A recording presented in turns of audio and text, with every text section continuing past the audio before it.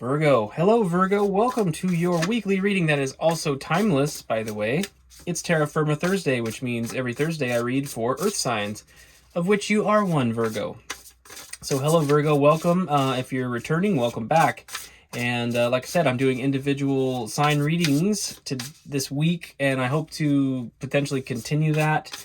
Let me know in the comments section if you prefer that versus some of the elemental and collective messages I've been doing as of late. I'm trying to, I'm trying to streamline this process. I want to be helpful. I'm here to serve in some way. This isn't about monetization or anything. I'm just trying to serve in some way, and I want to find kind of the most effective way to do that. So if individual signs help you out, then by all means let me know. Also, by the way, in that light, check your sun, moon, rising, and Venus for those sorts of things. I find personally that I resonate a lot with my rising sign readings, sometimes more than my sun or my moon. Okay. And with that, let's get into it. 3 cards of general energy using the Tarot of Curious Creatures. We'll clarify with the wild unknown, and then get 3 cards of potential outcome for you, my dear Virgo friends. We're starting it off with the King of Cups. Okay? King of Cups. Beautiful emotional maturity. We have Temperance. Yes, emotional maturity. There's been and the 4 of Wands. Beautiful celebration and success. All right, let's get into it. The Tower is on the bottom. This is a sudden shift. Underlying energy being the Tower, the sudden shift, is telling me that basically roll with the changes, roll with the punches, okay? Don't overreact to these sudden changes. You're meant to have your emotions under control here. You're going to find out how good at that you actually are. This is a good thing. It's going to lead to some celebration. So you're going to overcome some kind of obstacle by navigating this Tower situation in a way that ultimately brings about celebration and happiness for you. There's an emotional stability being achieved, Virgo, that maybe you hadn't previously known. Some kind of upgrade in your emotional maturity, I think. And it's important to point out the 4 of Wands, the fours are foundations. They're stable, right? Stable foundations. The Tower is destabilizing something and reducing it to the foundation. Like the tower gets knocked over, but the foundation is still there. In other words, what was being built wasn't necessarily in your highest good, and so there was some kind of external intervention that brings it back down to its foundation. This is a foundation card, so bear that in mind. You're building a foundation for happiness and celebration rather than whatever it was previously there, okay? All right, Virgo, let's clarify this King of Cups for you right now. What do Virgo needs to know about the King of Cups? Please clarify the King of Cups for Virgo. Please. All right, Virgo. If there's one lesson we can learn throughout the last several years, and the world's always been turbulent. It's really important to understand this, but in the last couple of years, of course, with everything that's gone on, I think it's really important to realize that changes are always occurring. They're always shifting. And, earth signs, we traditionally love stability, but it's important to recognize that things changing around us doesn't have to affect our inner peace and our inner being and our emotional strength. So we're starting it off with a couple of 8s. We've got the 8 of Swords. This 8 of Swords is a feeling of being stuck.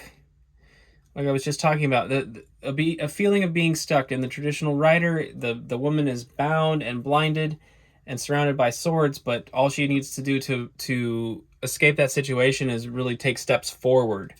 Okay, and in this card, it's a cocooned butterfly. The feeling of being stuck is going to end. You're going to take flight. Okay, you're going through a transmutation. You're going through a metamorphosis.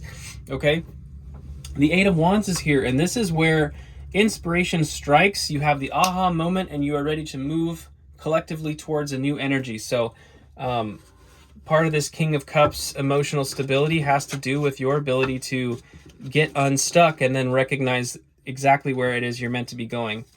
And then we've got the Son of Cups, the Knight of Cups. Knights are motion. This is about emotional. This could be an offer of a friendship, either that you're extending to somebody or somebody's extending to you. It's a mature offer, so it's a beautiful thing. The Knight of Cups in the Wild Unknown also specifically speaks to an individual with artistic tendencies, and so part of your emotional maturity and processing, or even your inspiration, may have to do with something of the arts. So whatever artistic endeavors you may enjoy, music, whatever it is, you may have new inspiration in that, and it may be a real key to you navigating this period of time. Okay, we do have the Moon on the bottom, and this is about the innermost world. This is about your hopes, dreams, fears, insecurities. It's really the inner world, right, Virgo? And so, yes, there's a need to express yourself, perhaps. Some creative outlet is going to be imperative as you're dealing with any emotions that may be arising in this potential tower scenario, okay? Because you have an opportunity here. You have an opportunity here to make good use of this movement, okay? Regarding temperance, we have the Eight of Cups. So now we've got 3 of the 4 eights out, okay? Eights are all about autonomy, individuality. They really focus a lot on individuals either finding their empowerment or feeling a sense of not being empowered. That's kind of the eights kind of speak to that in a lot of ways. Empowerment or lack thereof. Okay? We have the Eight of Cups here. This is walking away from things that don't serve you. In the Wild Unknown, these cups are shattered. It's a little different in the Rider. In the traditional Rider, they're stacked up neatly and the person is just walking away, abandoning potential success. Okay? This case, they are broken. So something, this is maybe the Tower thing. Something is broken. Okay? And with the Temperance card there, maybe it's a Sagittarius individual that you're dealing with that revolving around this, but the abandoning the situation that doesn't serve you, being that it's a Suit of Cups, it may involve relationships or something of that nature. We have the Five of Swords here. This is about the sword suit is about communication, okay? And this is it's like a conflict that has led to a separation, okay? So harsh words have maybe been exchanged and it's caused people to part ways, potentially, right? The worm is cut in half here. In this particular deck, it speaks to warnings about using your words carelessly, because you may actually accidentally harm yourself. It kind of speaks to a little bit of self-harm, so be aware of that. Again, we're talking about emotional balance and emotional maturity here. It seems to be the theme of the reading, so guard your words as these conflicts arise. Be cautious. Utilize a proper outlet for your emotions. Like I said, creative endeavors, perhaps.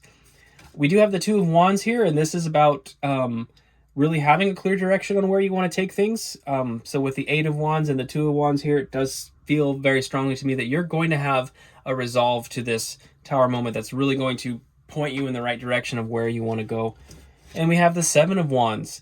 The Seven of Wands is traditionally a energy of defensiveness. It's holding your ground. It's being brave in the face of opposition. In this case, your bravery is shining. It's illuminating the space. You're lit up and illuminated right now, which is very positive.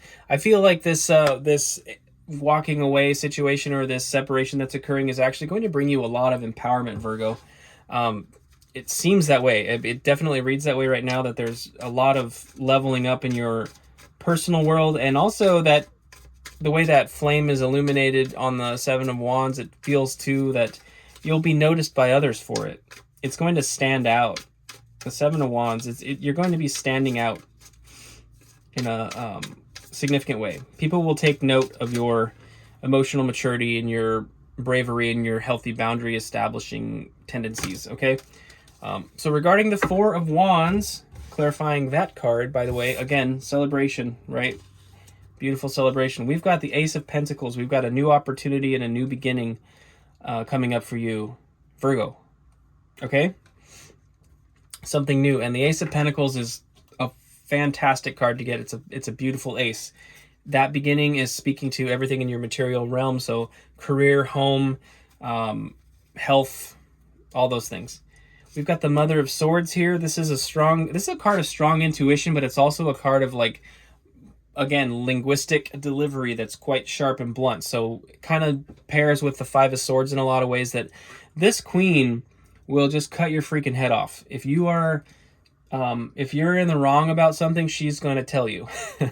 And usually she's right about it, but the way that she brings about that message may be very, very harsh. So this is, again, an inner knowing. You're going to know. I think the sense of right and wrong in this situation is going to be very evident, but be careful with your words. Again, we have the Father of Swords here. He's impartial. So this is the King and Queen of Swords, basically, that came out together. It's a power couple. But also the Father of Swords is impartial.